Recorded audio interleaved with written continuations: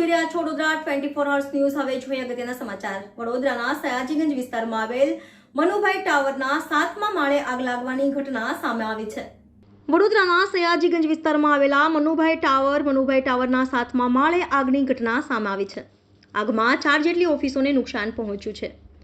આગની ઘટના અંગે જાણ થતાં જ ફાયરના લશ્કરો તાત્કાલિક ઘટના સ્થળે પહોંચી સ્થિતિ કાબુ પર મેળવી લીધો છે. સૂત્રો જણાવી રહ્યા છે કે ટાવરમાં લગાડવામાં આવેલા ફાયર સેફ્ટીના સાધનો કામે લાગ્યા ન હતા. વડોદરાની MS યુનિવર્સિટી સામે મનુભાઈ ટાવર આવેલું છે.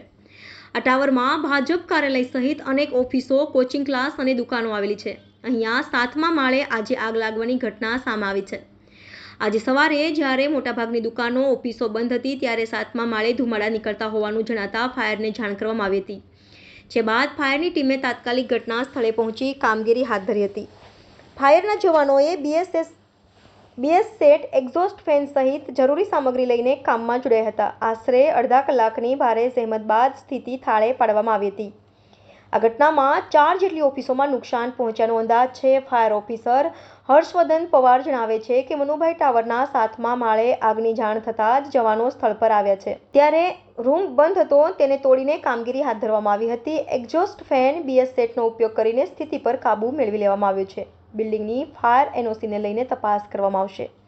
જે બાદ જરૂર જણાશે તો આગળની કાર્યવાહી હાથ ધરવામાં આવશે. સાધનો ચાલુ સ્થિતિમાં હોત તો સમય બચી શકત. આગના કારણે 3 થી 4 ઓફિસોમાં નુકસાન થવા પામ્યું છે. અડધા કલાકમાં સ્થિતિ પર કાબૂ મેળવી લેવામાં આવ્યો છે.